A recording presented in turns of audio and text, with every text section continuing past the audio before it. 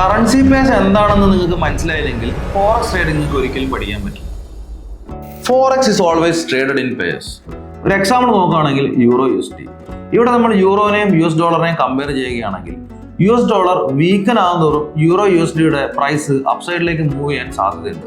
അതേപോലെ US dollar strengthen ആകുമ്പോൾ euro USDയുടെ price താഴേക്ക് മൂവ് ചെയ്യാനും സാധ്യതയുണ്ട്. ഒരു ത്രാസിന്റെ രണ്ട് സൈഡിൽ എന്ന പോലെയാണ് യൂറോയും USD. Economical, political or global events പോലെയുള്ള ഫണ്ടമെന്റൽ ന്യൂസുകൾ തന്നെയാണ് ഒരു കറൻസി പെയറിന്റെ വാല്യൂവിനെ കാര്യമായി എഫക്ട് ചെയ്യുന്നത്.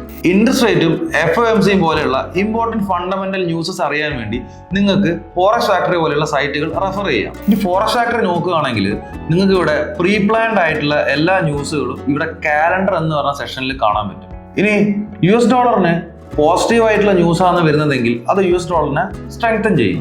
യൂറോ സ്ട്രെങ്തൻ ആകുമ്പോഴും യൂറോ USD എന്ന പെയറിന്റെ വാല്യൂ മുകളിലോട്ട് മൂവ് ചെയ്യാൻ സാധ്യതയുണ്ട്. ഞാൻ ഇതുവരെ പറഞ്ഞ കാര്യങ്ങളിൽ നിങ്ങൾക്ക് എന്തെങ്കിലും സംശയം ഉണ്ടെങ്കിൽ ഈ പേജ് ഒന്ന് ഫോളോ ചെയ്തിട്ട് എനിക്ക് ഡയറക്റ്റ് മെസ്സേജ് അയച്ചോളൂ. ഞാൻ നിങ്ങൾക്ക് കാര്യങ്ങൾ കുറച്ചുകൂടി വിശദമായിട്ട് പറഞ്ഞുതരാം. ഈ സീരീസിന്റെ നെക്സ്റ്റ് വീഡിയോയിൽ ഞാൻ മേജർ കറൻസി പെയർസിനെ പറ്റിയിട്ടായിരിക്കും കൂടുതലും സംസാരിക്കുന്നുണ്ടാവുക. So please follow me for the next video.